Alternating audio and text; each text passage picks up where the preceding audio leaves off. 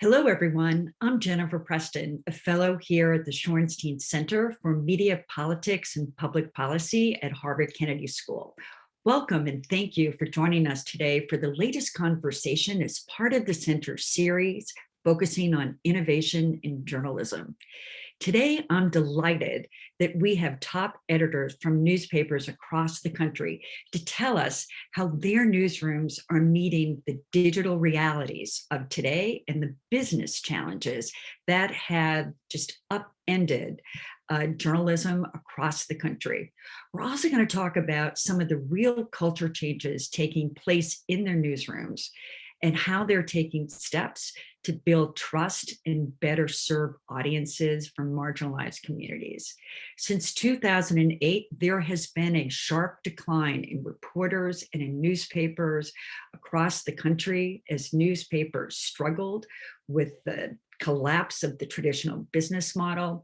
And then hedge funds bought so many newspapers, and they're making very, very, very deep cuts that have not only resulted in many newspapers closing since 2008, but what Penny Abernathy, a researcher who did very important work at the University of North Carolina, has dubbed ghost newsrooms.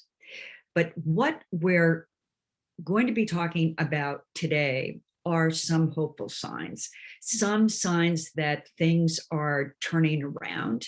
And joining us will be Brian McCrory, editor-in-chief of the Boston Globe, Suki Dardarian, the editor-in-chief of the Minneapolis Star Tribune, Michelle Flores, the top editor-in-chief of the Seattle Times, Gabe Escobar, who's the editor-in-chief from the Philadelphia Inquirer, and Mizell Stewart III, a senior news executive with Gannett, who has been working with news leaders across the company's news operations for several years now on transformation, and previously led transformation efforts for Scripps newspapers.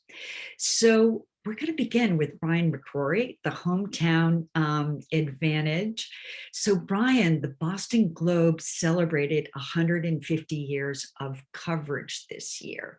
And the movie Spotlight helped people outside Massachusetts learn about the impact of the Globe's investigative reporting on child abuse in the Catholic Church and the long history of investigative reporting that the Globe has maintained for many, many years, even before the start of the Spotlight team. In your letter to the staff on the anniversary, you talked about that the Globe was always meant to be different, and that remains true to this day. So tell us what you mean by that, and how do you see the next decade for the Boston Globe?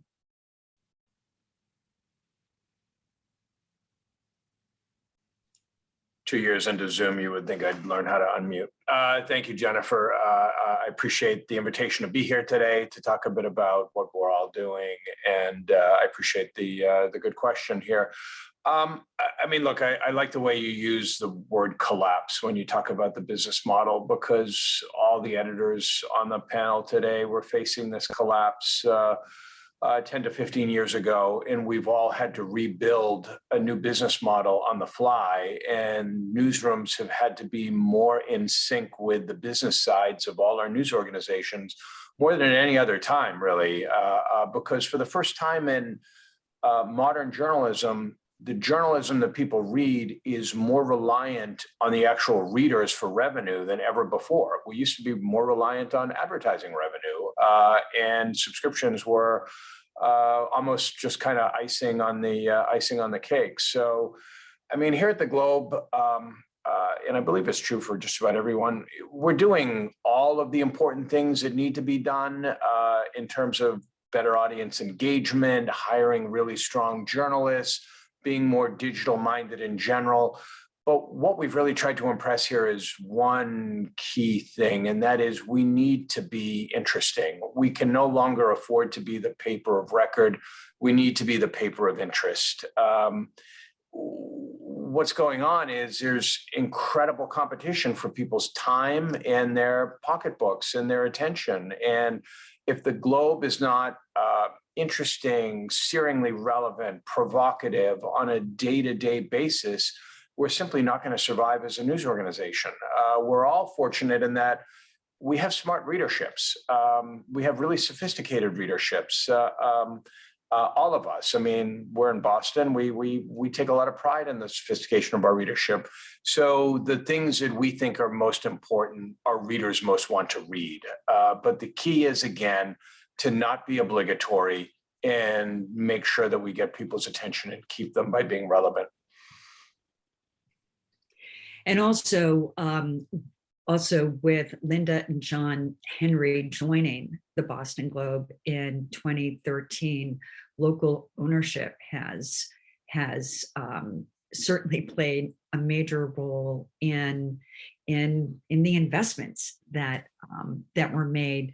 The Globe's digital subscription business is a business that other news organizations are trying to replicate. So Brian, there are now 250 reporters at the Globe. So looking ahead with the digital subscription business, with the reader revenue, is that making up the revenue lost on the advertising side and allowing the Globe to move ahead in a strong position? Good questions. And yes, local ownership, particularly the Henrys, have been key to our success. They are both deeply, deeply invested, not just with money, but with ambition and really smart ideas and day-to-day guidance and an understanding of this community. So that has been utterly key. Just to be clear, we don't have 250 reporters. We have 250 journalists. God, would I kill to have 250 reporters, but the newsroom is growing. We're expanding in key areas, the coverage of technology, the coverage of healthcare, among other things. We now have 236,000 digital-only subscribers. And maybe I should be proud of this, maybe I shouldn't. They pay the highest rate in the industry for a digital subscription outside of the Wall Street Journal. 75% or more of them pay full price, which is $1 a day. It is something that our ownership has demanded and we have gotten. And at this point, our digital subscribers can fund almost 2 of our newsrooms, which puts us in a really enviable spot right now in terms of our future sustainability and our ability to grow and attract ever more readers. Thank you. Suki, with the Twin Cities, my goodness, the Twin Cities, you have the St. Paul Pioneer Press on one side and the Star Tribune on the other. And if there's ever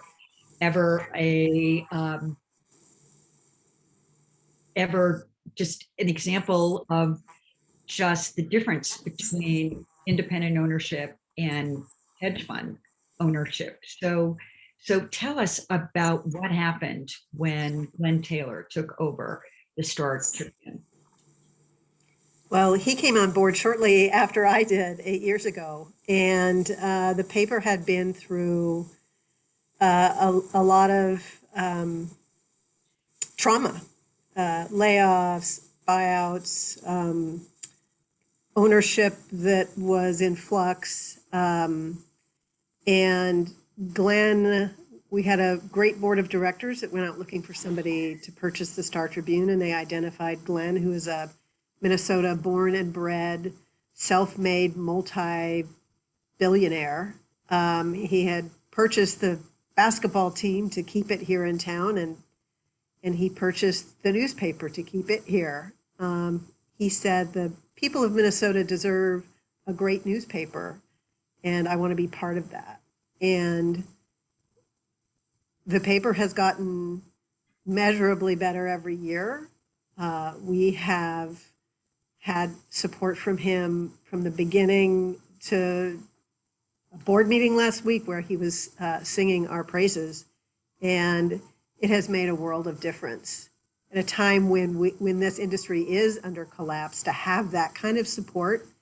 There is so little that we have to worry about from that perspective, which gives us the chance to focus, as Brian is, on trying to be relevant to our audience, try to reinvent our business strategy. And we have been helped along the way by the Knight Foundation and the Table Stakes Project, which you ran, Jennifer, which helped newsrooms think more strategically and from a business perspective about how to drive more audience, since the success of our operations are more and more in our hands. And we've been able to benefit from kind of those teachings, and are really lucky to have independent ownership. Yes, and in terms of another example of independent ownership, of course, is in Seattle with the with, my goodness, how many years, Michelle? It's over 125 years that the Blethyn family has owned the Seattle Times. They're going into the 5th generation now. Yes, yes. And Frank Blethyn, the publisher, is one of the most passionate people that I've ever met for local journalism. And one of the really interesting approaches that the Seattle Times has taken has been engaging with the Seattle Foundation and other funders to really promote the use of philanthropy to support reporting. So if you could tell us a little bit about that effort. Yeah, I'd be happy to. And thanks for including me in this. It's a treat for me to get to listen to and learn from the rest of the panelists here today. We, like many, really all of you, we've gone through a lot of struggles in Seattle. Suki, as an alum of the Seattle Times, is well aware of this. And we're much smaller than we were at the peak.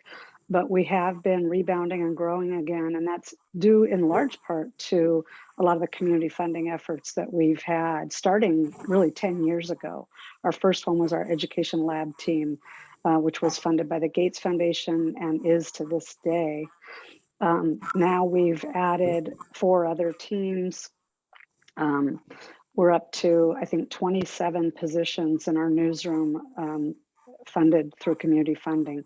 That's out of a total of about 165, 170 in there. So it's a good chunk of what we do now, and has allowed us to really dive deep into some critical areas of coverage. The most recent one we added last year, and I'm very proud of this, is a team focused on mental health, mental and behavioral health. We also have one focusing on homelessness, transportation, which is always a tough subject here in Seattle, and education. And then our investigative journalism fund is our other one. Yeah, and Michelle, how do you strike that balance between the interests of the funders and the independence of that newsrooms have long expected and need to produce great reporting and hold the powerful to account? Very good question. We start out just by being really clear with any prospective funders, whether they approach us first or whether we're pitching them on a project. We are really honest upfront about the need for us to maintain our independence, and that's the only way we'll succeed, is if we have credibility and trust, of our readers. And almost all of the funders really get that. There have been a couple who said they got it, and it became clear down the road that they didn't. We've parted ways with those funders. And I think being willing to do that is necessary. It helps, that Frank Blethyn and the Blethyn family are independent to their core. Frank likes to be a bit of a maverick, I think. Yes, he's lost a couple friends thanks to me and my staff. But yeah, I think, some people were skeptical in the beginning with the Gates Foundation that we would remain independent. But through our track record of reporting, I think we've proven that we will do that. And it hasn't come up as much as an issue lately. In fact, not at all. And in terms of your digital print audience, how has your digital audience grown in recent years, and how have you accelerated that growth? And our numbers aren't as big as some of the organizations here today, but our digital revenue is now 70% of our revenue. Excuse me, our subscription revenue is 70% of our revenue, to Brian's point about subscribers versus advertisers. And that growth is really taking off digitally. The pandemic was a huge help for that in a couple ways. I would say, first of all, there was such a craving for news. So we grew from like 48,000 digital subscriptions before the pandemic to over 80,000 now. The other way the pandemic helped was it taught us a lot of lessons about what people want and how they want it. And I'd just give you one quick example, not to monopolize the time here today, but we started a coronavirus daily live updates, which is almost a blog style updating thing every day. People got hooked on that. It's hard to do, it's very labor intensive, but we've now recognized that that is a way that people like to receive their news. And so we've used that with all kinds of things, most recently the Supreme Court leak and the Roe v. Wade decision. But we do this now a lot, and we're looking at more ways to apply that. Maybe when coronavirus finally dies down, if ever, we'll start a general interest news one possibly. That's one idea that we're looking at. But it's just been fascinating to watch what hooks readers now and how we can use that to get and keep people. I will say our retention of all those new subscribers has been better than the rate that we had before the pandemic, which is a pleasant surprise. We weren't sure that would happen. I see a lot of people nodding. I think that's good.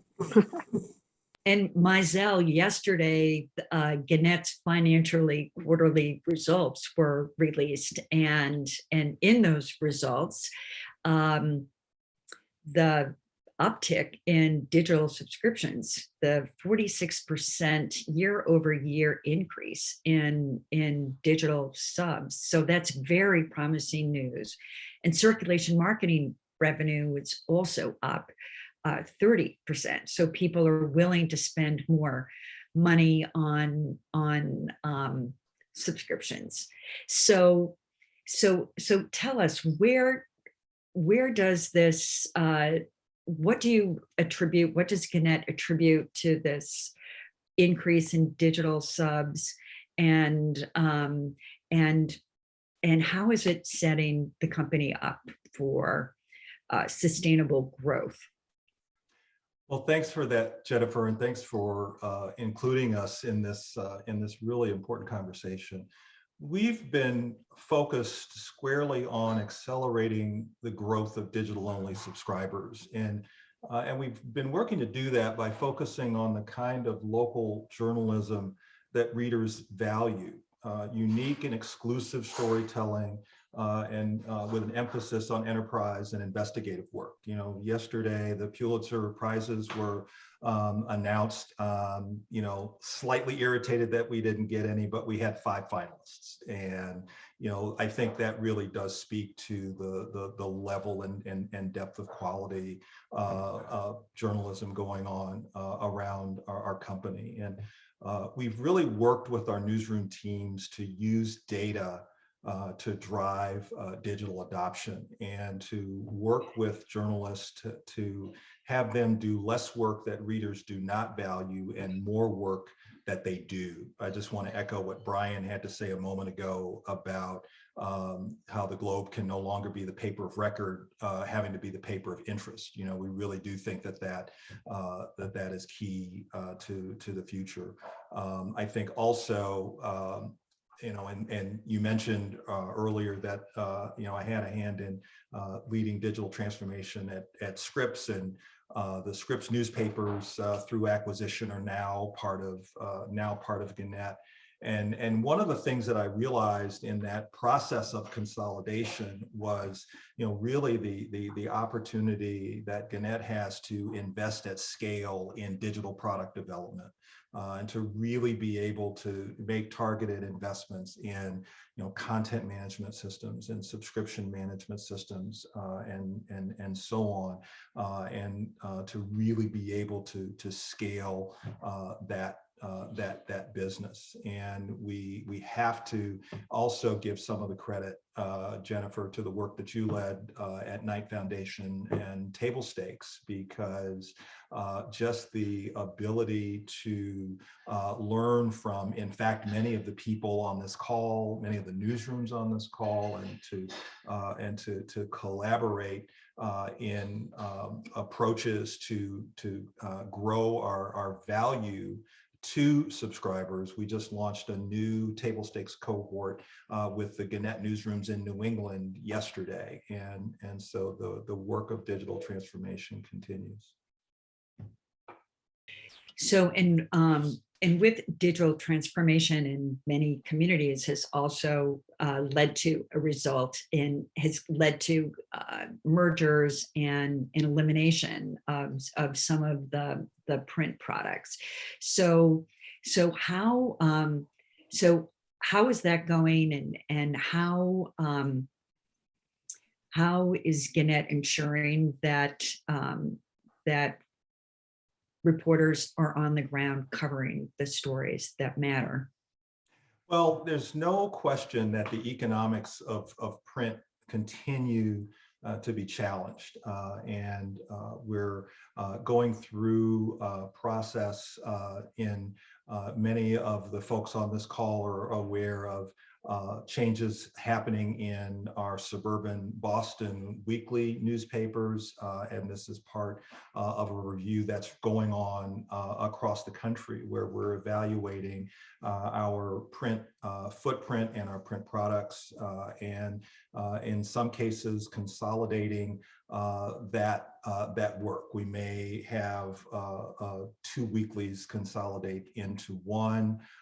We may eliminate some print products entirely. And we're constantly rethinking the way, the most effective way to cover local news as we work to strengthen our digital subscription business. Gannett's business is really fundamentally different than, say, providers such as the New York Times, the Washington Post, that can achieve global scale.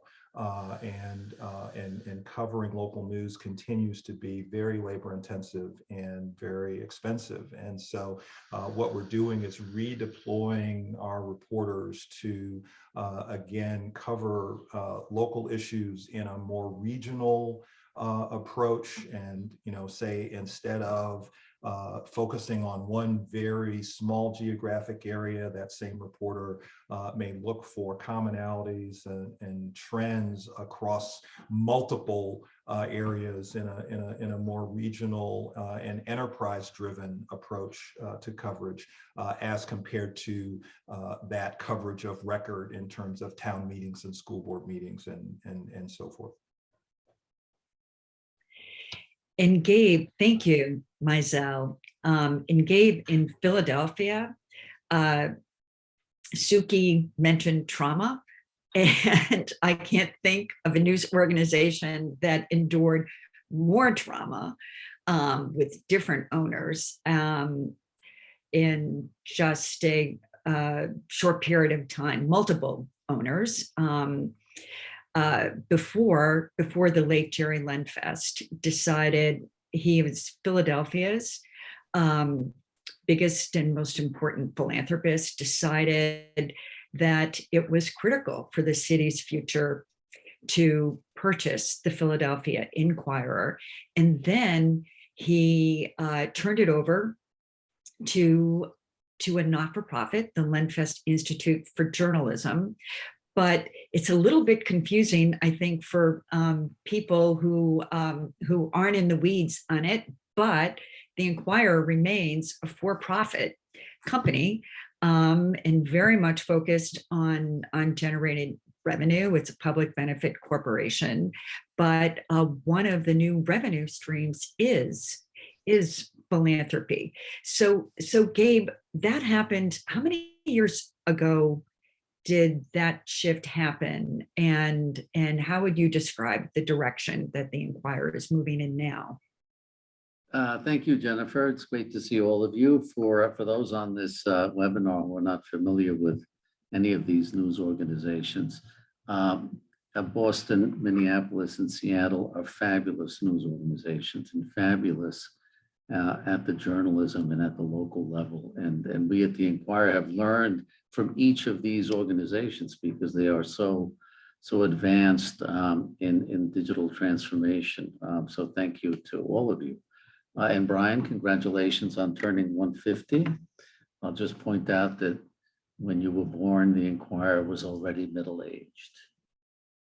To your question, yes, philanthropy is alive and thriving in Philadelphia. We are not at the point where we can say we can sit back and let others pay for it, for the journalism. I think we still have to, we definitely still have to earn our dollars.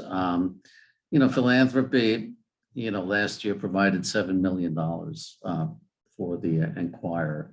And it grows every year. And it grows every year, I think, because the Lenfest Institute for Journalism, which, as you said, is our owner, is building a kind of philanthropy-based support that is predicated on the belief, and it is confirmed almost on a daily basis, that people will pay for quality journalism.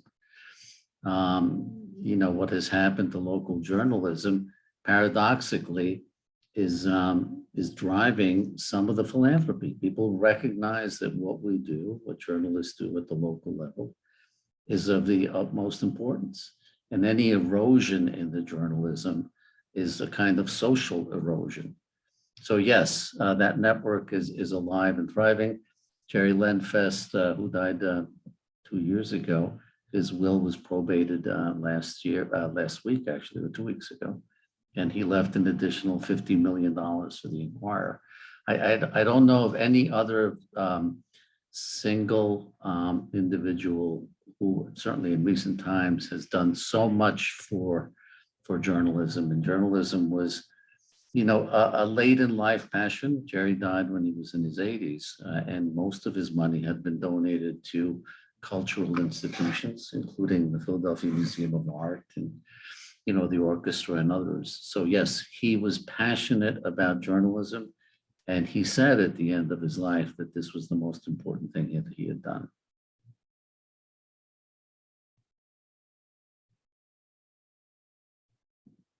You're on mute. Thank you, Gabe. Thank you very much. One thing that I realized that I should mention, because we've used the term table stakes quite a bit, just so that the audience knows, that was a program that that Knight Foundation funded shortly after I started there, to help support and accelerate the digital transformation of newsrooms around the country. And many of the leaders here joining us today were part of that. And Knight funded that program because one of the first things that Alberto Ibargüen asked me to do when I joined Knight was to travel around the country, meet with leaders, publishers, editors at major metros, at many of the new not-for-profit startups. And the one thing that I heard over and over again from the leaders of major metros is that they wanted to meet the digital realities of today. They wanted to accelerate the digital transformation of their newsrooms, but they didn't have the resources, and they didn't really have the strategic guidance to move them forward. So that program did offer that. And one of the great things that came out of it was that, as Gabe said, so many news leaders today at major metros and other size newsrooms share a lot of the best practices. Gabe, I'd like to put this question to you. We have a couple of questions about about the shift from print to digital. And this one, Curtis Huber asks, like, how important do you feel maintaining a print presence is on your ability to continue to thrive with digital audience revenue? So in other words, is print an important brand connection to a thriving digital subscription? And if so, like at least for the next year or two, or how long do you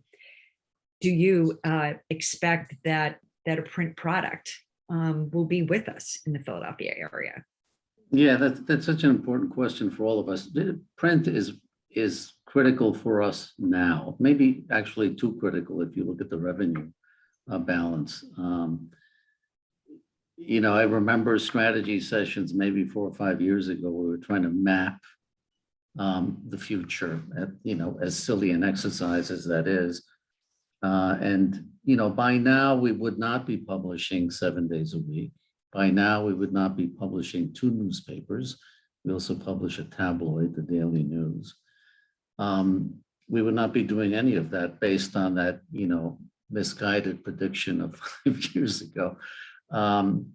We're still publishing 7 days a week. We're still publishing the Daily News. And the simple reason is that it's still, you know, helping with the revenue. How long? I don't know. I would be shocked if we were still publishing 7 days, you know, 3 or 4 years from now.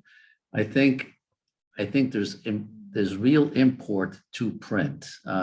Minneapolis has done an excellent job with their Sunday newspaper. We look at that as actually a model for us, and hope to do that in the next year or two, because Minneapolis has shown that people, even digital subscribers, right, will appreciate and pay for the tactile experience of reading the Sunday newspaper, especially if it is, you know, designed, you know, to provide sort of a different experience. So I think print has a future. They brought back the magazine, and the Sunday magazine was a staple for many news organizations, including the Inquirer. We haven't had one, you know, in well over a decade. We will want to bring that back too.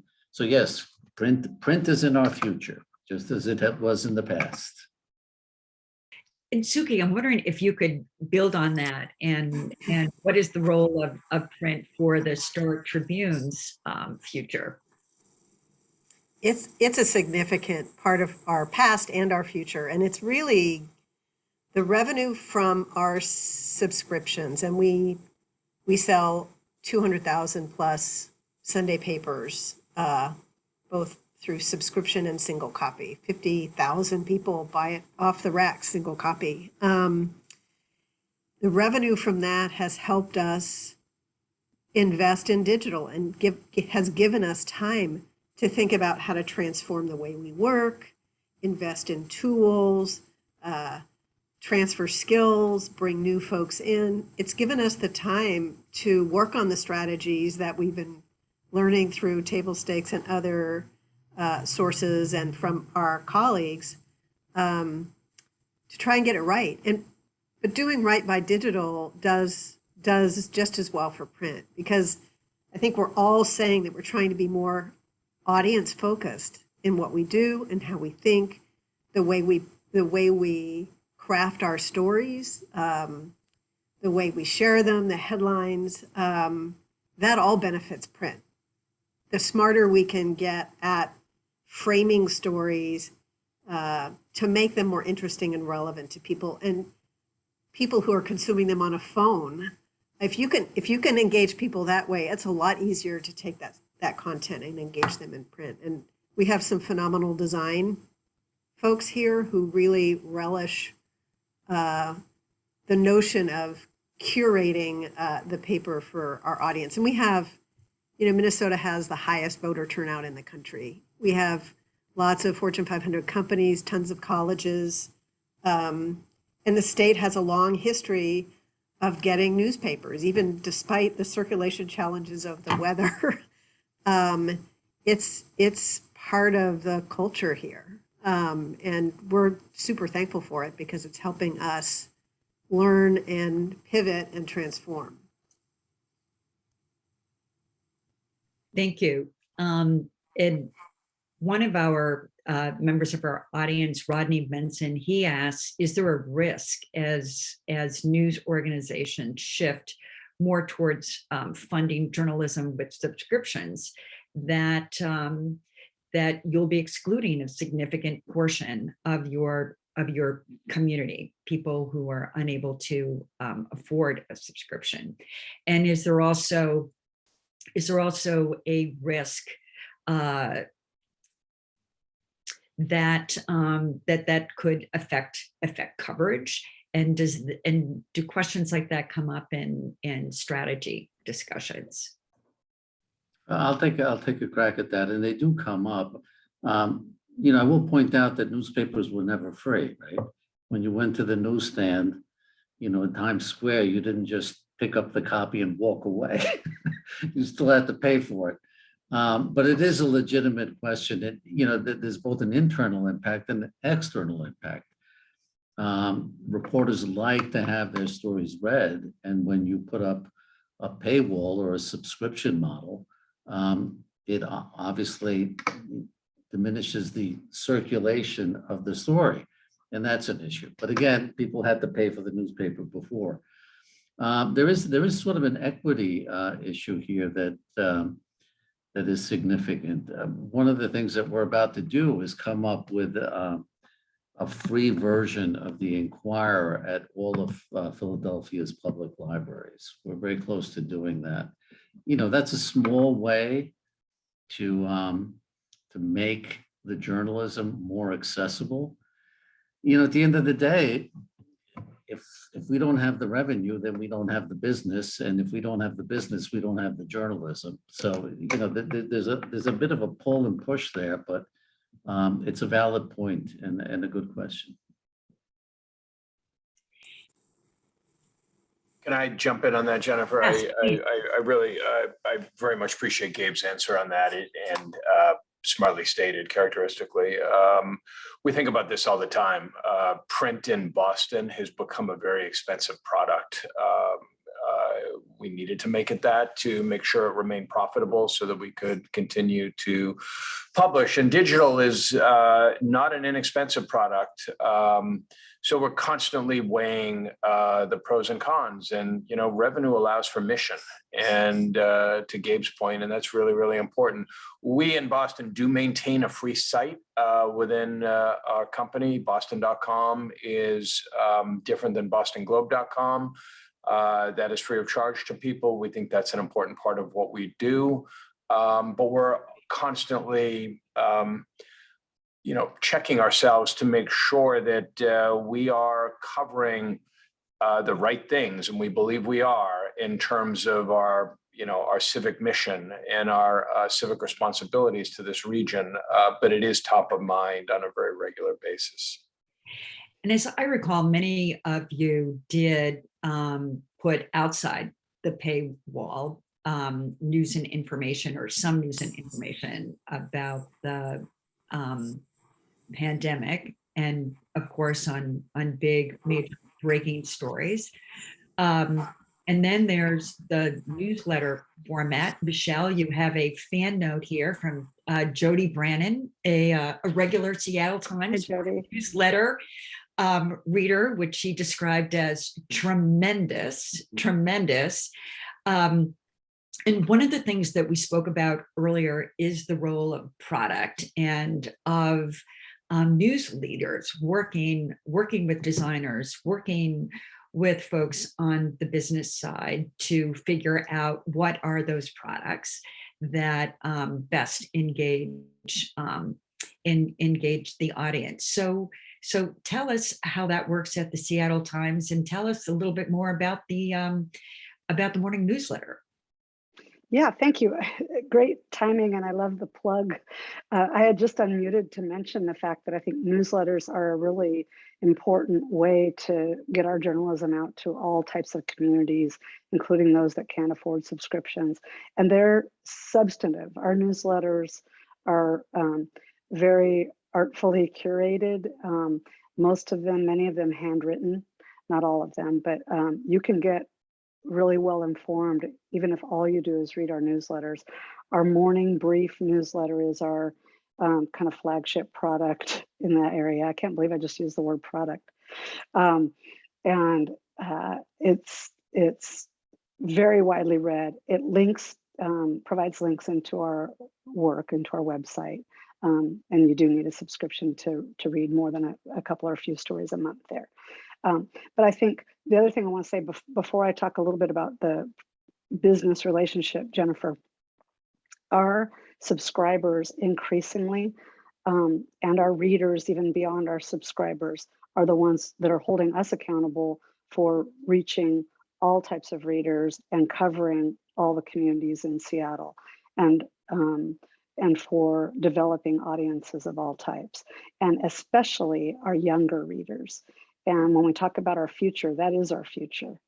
And we noticed, after George Floyd was killed and the protests, of course, Seattle was one of the hotspots in the country for protests. Throughout our coverage of that, and we've done a lot of work on police accountability. Our journalism there has been stellar, I think, very proud of it. Throughout all of that, it became very clear that our younger, new subscribers are going to demand that we cover social justice movements, that we reach out to underrepresented communities, that we hold ourselves accountable for the work we do and the work we don't do. So that is front of mind for us all the time. The relationship between the newsroom and our business side is, I think, the single greatest factor that has accelerated our digital transformation. Table stakes was a big part of that for us. We had a real mind meld. We came around, we kind of drew consensus around subscription-driven revenue as opposed to advertising-driven revenue in a greater way around the time of table stakes and due to table stakes, I think. Right now we have people from our audience teams and our product team, which is where we develop new products and analyze all of our metrics and all of that. That brain trust is really one with the newsroom. A couple of those people sit in on news meetings. They visit team meetings with analytics and work with our newsroom-based digital team. So it's really one group all rowing in the same direction now, and it wasn't always that way. So that's been huge. I'd add that geographic newsletters have become something valuable for some of us. It also helps when you can't get a newspaper out to the ends of the earth to be able to do a newsletter. And so we've created a number of geographic newsletters focused totally digital first. The content will end up in the paper, but the product is the newsletter. So we've done that in Duluth and St. Cloud, Rochester, and St. Paul. And these were audience driven for the most part, but advertising has really engaged with them because they know that there's an audience that is opening these and clicking through at a higher rate than some of our other newsletters.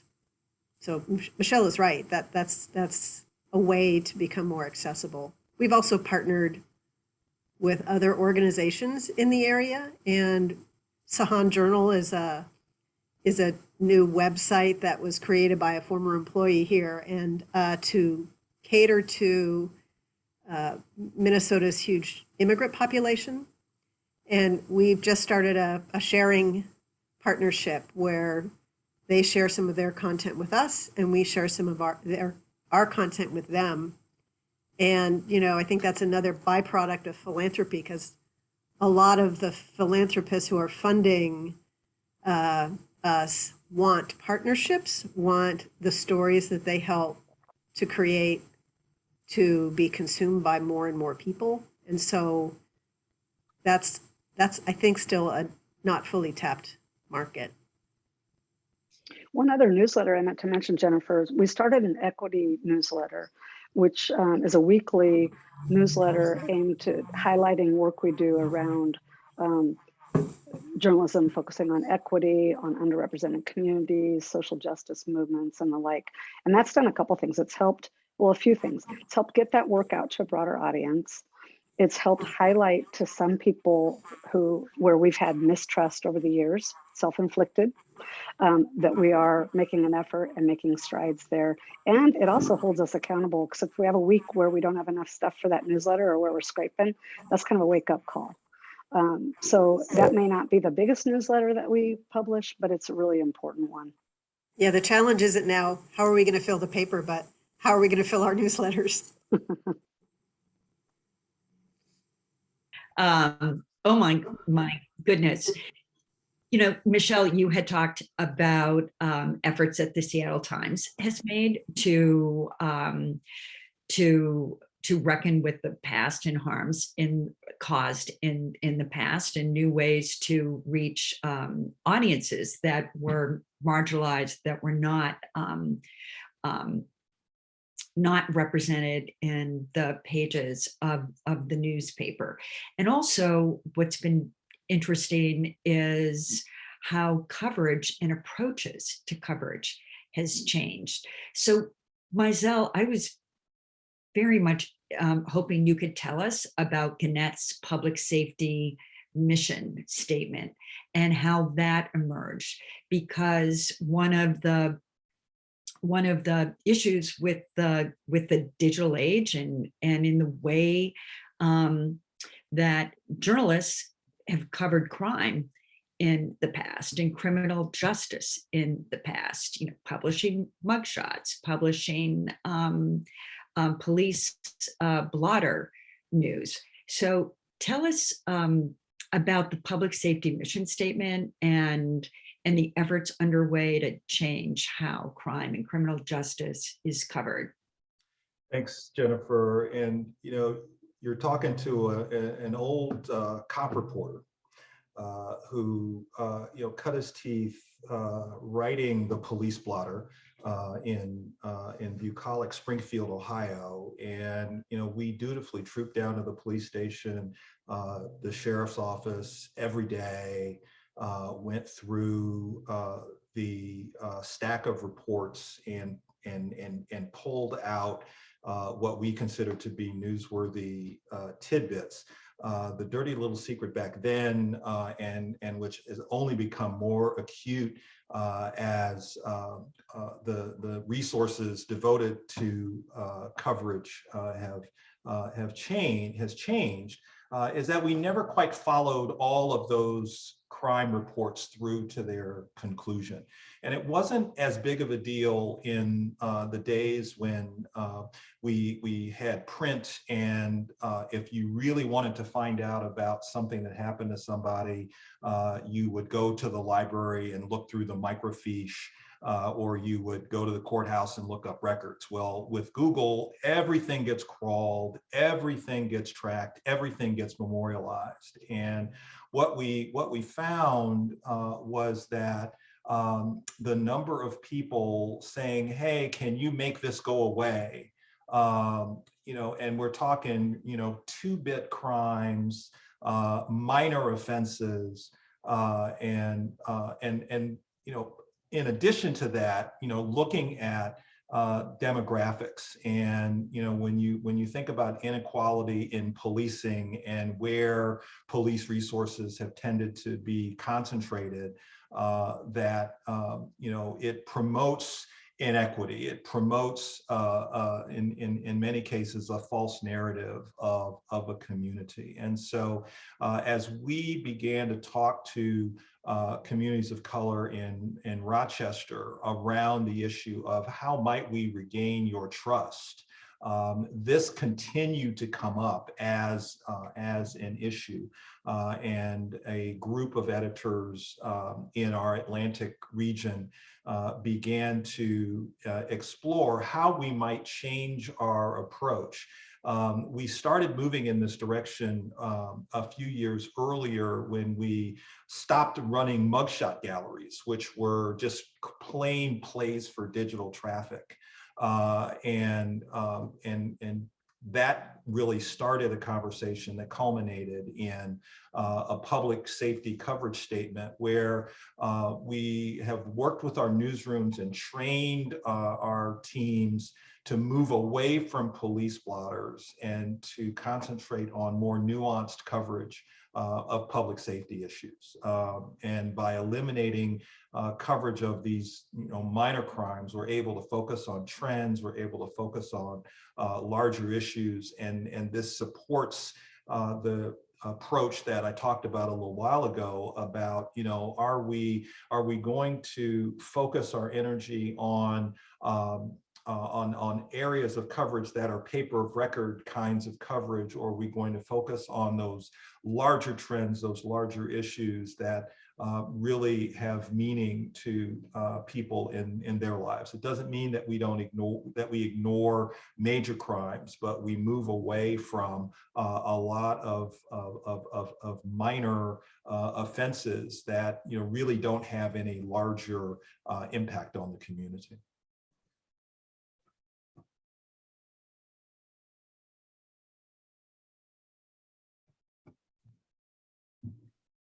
Thank you, Mizell. We have a question here about comments, which many news organizations have handled differently. So this is from Daniel Toner. Brian, he says, I'd like to commend the Globe for its coverage of social justice and equity issues, but comments on the articles there, belie the racist underbelly of Boston. And although many of them are blocked, some egregious comments still get through. So how does the Globe handle comments and community engagement? It's a really good question. Not as successfully as we should be. And I think we're probably all in the same boat about thinking that. I will answer that. I just want to go back to what Mizell was saying about coverage of crime, because it is, what he said was so damn smart. And we've been grappling with that at the Globe as well. We, in addition to what Mizell was saying, we've also launched a program here called Fresh Start, in which people who have been depicted in crime stories, petty crime stories, that we never followed up on, or where they were somehow had a good result in court and we weren't there, or it's not relevant to anybody at this point in anybody's life. They can petition us, ask us to delink it from Google or anonymize a story. And we've gotten a really good reception from the community. We've had about 150 requests. We've acted on the vast bulk of them. And we think that's an effective program. And it's also, to Mizell's point, caused us to rethink the way we cover crime initially, because it is so random about what we might cover and what we might not. And we're trying to get our heads around that successfully. Comments are, I'll never forget, before I was an editor, I worked for a living and I was a columnist. And my mother called me one day and said, Brian, I can't believe what they're saying about you in the comments section. And I said to her, what are you doing going down there? That you should not be going in there and reading them. Look, the bottom line is we do have a lot of smart commenters. Like, there are people who really know what they're talking about, and we take what they're saying very seriously. But that obviously is mixed in with a lot of people who are there to vent in ways that are not reflective of larger life. We employ a moderating company that goes through our comments. We delete them when necessary. We block specific commenters, but it's really hard to keep up in real time. That said, there is an expectation, the small d democratization of the news media, that people should have a say, and people do read these comments. So we're trying to come to terms with that now. We're in the process of hiring a community engagement editor who will strategically approach comment sections. But I would love to hear what these other guys are doing about them at their own organizations, because I think it's something we're all grappling with. We stopped commenting altogether, more than a year, probably going on 2 years, maybe even more. The pandemic has affected my sense of time, but it was not an easy call. Engagement and the time that people spend on the site is an important digital metric. And if people are allowed to comment, they're obviously on the site longer. So that was a factor. In the end, it was so toxic. And toxic in the general nature of the comments, but toxic when it came to personalized attacks on the journalists. We haven't been able to eliminate that because it obviously happens on Twitter especially. But yeah, we decided that the moderating tools that are out there, this is, sort of artificial intelligence that, learns who presumably, how to monitor this, that didn't screen out the most vile comments. And in the end, we essentially cut them. And I don't think any of us regret it. We frequently turn off comments on stories that are of a sensitive nature. Sadly, people can't behave on any story that has to do with race, immigration stories and such. Crime coverage too, we turn comments off. We've discovered on the hopeful side of things that if there's a story that we really do want to hear from people on, we will set up kind of a prompt and ask people to answer that prompt, and then we screen those and moderate that before posting those. We don't have the staff to moderate comments on every single story. A form of moderation is we look through and spike ones that are bad, but pre-moderating you can't do on every story. But when there's a story that, say, we had a story recently, a fantastic package looking back on our own coverage of the incarceration of Japanese Americans. For that, we wanted to hear from people. So we had a prompt. We moderate those ahead of time and then post the thoughtful responses. That promotes more thoughtful responses. And so it kind of feeds off of itself in that way. That's been a great strategy for us. I think, Gabe, if it was just up to me, I'd probably turn off general comments on stories just like you all have. But it is an important part of our engagement with our readers and subscribers. And to Brian's point, I think there are a lot of really thoughtful comments too in there. And you can't turn off, people will find a way to comment. Yes. or Facebook or Instagram, and the comments are a little different in each of those platforms. We had a package that ran a couple weekends ago on problems with our juvenile justice system. And again, this is a story you want feedback on, but it will be too hard to moderate that. So we did an invitation for people to share their thoughts, and then we're getting back to them, and we're figuring out a way to incorporate their thoughts and feelings into our coverage. It is hard to just think about cutting them off totally because, like Michelle, we do have a lot of valuable readers, and we employ contract moderators, and so it's not cheap, and they spend a lot of time weeding those comments out, which makes that not a very enjoyable job for them. We've had success in just de-emphasizing comments in part because of what Suki just said, the amount of time and effort and energy that is spent there really takes time away from the journalism. So we're almost at time. One question that I wanted to ask you, and Gabe, maybe you can jump in throughout the conversation today. We heard how your newsrooms are addressing past harms to marginalized communities and really taking on some of the culture change issues in your newsroom. And Michelle, you had talked about how the Seattle Times re-examined its coverage, and in Philadelphia, Gabe, Wesley Lowery worked on a project looking at the Philadelphia Inquirer's coverage. How was that received? We just talked about turning off comments. What I saw was was you and Lisa Hughes and others from the Inquirer really sought to engage the community, the city of Philadelphia, over that story. Right. We like to think that we hold, people accountable and institutions. That's part of the journalistic mission. We don't often do that, when it comes to ourselves. And as you have seen, news organizations have looked carefully, deeply at, their own behavior.